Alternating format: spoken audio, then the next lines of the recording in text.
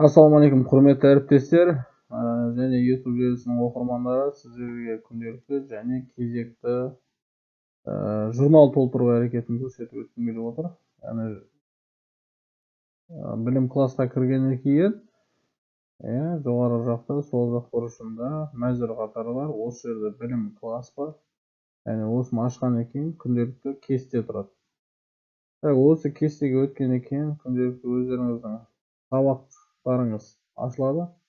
Яғни осы жерде журналда, яғни кестеде көрсетілген сабақтар көрсетіледі. Яғни осы жерде сіз бүгінгі күнге өтесіз. Яғни сабақ уақытында көрсетсеңіздер болады. Яғни күндегі сабақ күнделікті осылай ашылатын болады. Сабаққа өткеннен кейін жалпы мен мына жерде интерактивті сабақ енгізгенмін КТЖ-да. Бұл сабақты сіздер өздеріңіз көре аласыздар. Жалпы қорытындысын көре аласыздар. Мазмұнымен таныса аласыздар. Оқушыларға жалпы осы бет ашық тұрады. Мониторинг деген жалпы сіздерге ғана көрінетін дүние, ол оқушыларға көрінбейді. Оқушыларға да тура білім класс кесте кіргеннен кейін өзінің бүгінгі болатын кестедегі сабақтары шығады. География, информатика, алгебра деген сияқты. Олар кіргеннен кейін интерактивті сабақ құрылған болса, осылай сабақ көрінеді. Мониторинг жоқ, журнал, яғни журнал бізге ғана шығады. Оқушыларда сабақ және видеоконференцияға болады. Тапсырманы орындап болғаннан кейін сабақ өткізу деген басасыздар. Сабақты өткізуді басқаннан кейін сабақты өткізу барысын басу арқылы сіз сабақтың берілген уақытта және берілген сабақта өткізілгенін растайсыз дейді. Бұл әрекетті болдырмау мүмкін емес дейді. Енді сіз сабақ өткізуді растағаннан кейін, осы сабақ осы күні болатын растағаннан кейін ол әрекет қайта өңделмейді. Батырмасын басамыз. Барлық сәтті өтті. Журнал автоматты түрде ашылады. Сіздерге берілген оқушылар көрінеді. Енді оқушылар көрінгеннен кейін, мысалы, қай оқушы сіздің сабағыңызға қатысты немесе жоқ болатын болса, жоқтаманы мына бөлімнен қоя аласыздар. Қатысты бөлімін басып, себепті ауырды, себепсіз деген сияқты. Бір бөлім таңдайсыздар. Енді Елдос, мысалы, оған баға қоямыз. 8 балл деген сияқты. Жіберу батырмасын басамыз. Мына жерде пікір қосу деген міндеттелмеген. Егер де оқушымен байланыс жасау мақсатында кері байланыс жасағыңыз келетін болса, онда жазуларыңызға болады. Керемет, жарайсың, бүгінгі сабақта сен осындай кемшілік жібердің деген сияқты. Немесе осы жерде осындай кемшілік. Яғни мына қойылған бағаға сипаттама беруге болады екен. Жіберу батырмасын басамыз. Баға түседі. Егер де кеткен оқушы болатын болса, немесе жоқ, себепсіз қатыспаған оқушы болатын болса, осы жерде мысалы мына оқушы қатыспады, ол себепті. Жіберу батырмасын басасыздар, көрдіңіздер ме? Мынау сары түске боялды. Яғни бұл оқушы себепті сабақтан қалды. Яғни күнделікті әрбір журнал осылай толтырылады екен. Күнделікті толтырылатын журнал осылай толтырылады. Енді кестеге қайта өтесіздер. Бұл жерде көріп тұрғандарыңызда мен кері байланыс жасадым. Және үй тапсырмасы дейді. Үй тапсырмасы бетіне өтеміз. Үй тапсырмасында сабаққа өту дейді. Енді осы жерде үй тапсырмада не бересіздер? Немесе орындаудың соңғы мерзімін көрсетуге болады.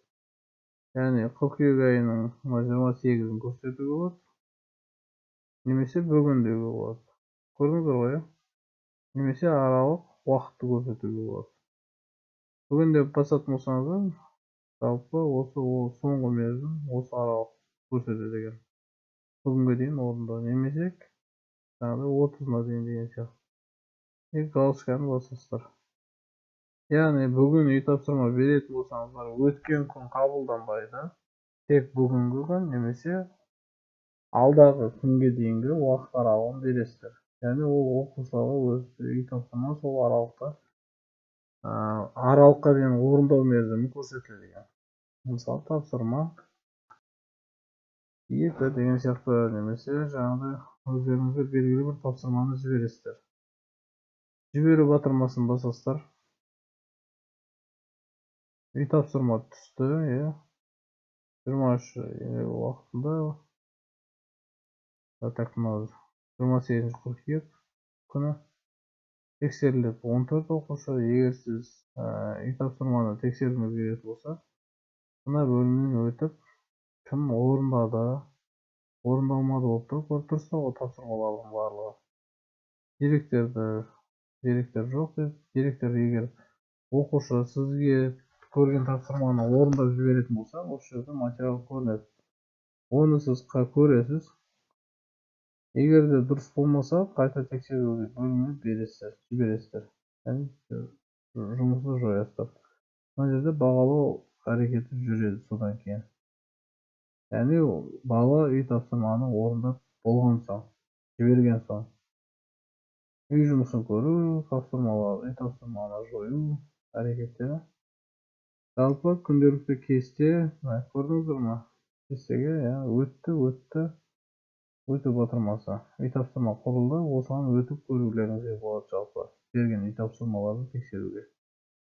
Екінші сабаққа кіреміз. Ол жерде сабақ, интерактивті сабақтар құрылған.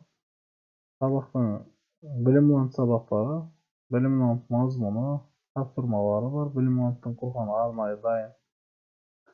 Қайтадан журнал бөлімге өтесіздер. Сабақты өткізу, дейсіздер. Айтқандай, қазіргі таңда бағаны қайта өзгерту мүмкіндігі бар. Мысалы, мына оқушыға мен жеті қоям, пікір жазбайым, просто жіберу батырмасын басам. Енді мына балаға мен қайта 8-ба немесе қойым керек, немесе қайта жойым керек, қате қойып қойдым. Жіберу батырмасын басам, көріп тұрғандарыңыздай баға өшеді екен, қайта 9 балл қоюым болады.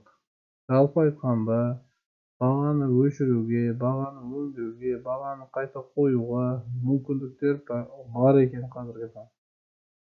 Ол алдағы уақытта мүмкін өшеді. Баяғы күнделікті кезеттегідей мүмкін история болуы мүмкін. Ол кездерде сіздер баға өңдемейсіздер. Баға қалыпты жүреді. Назар қойып тыңдағандарыңызға көп рахмет.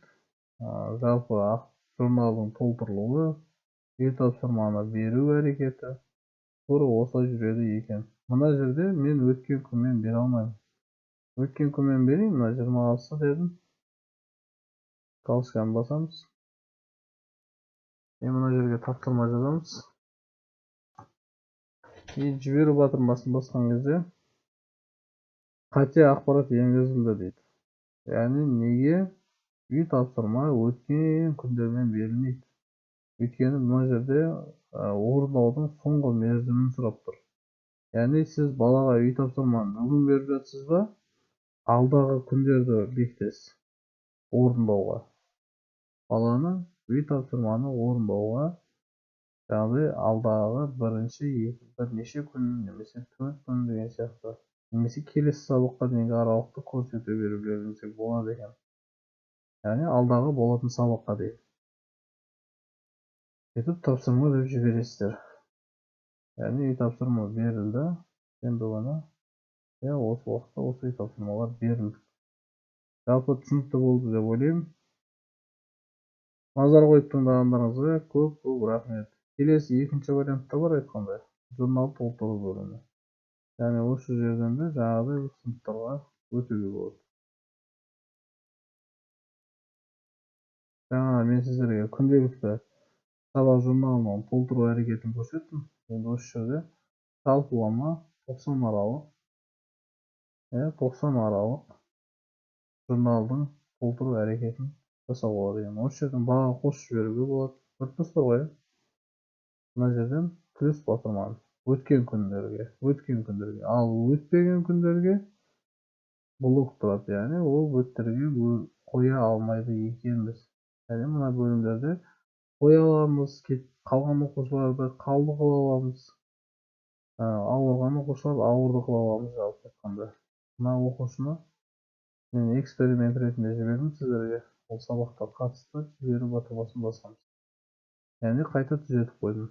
Yani ko'p tug'anlarimiz qayta qalpına keldi.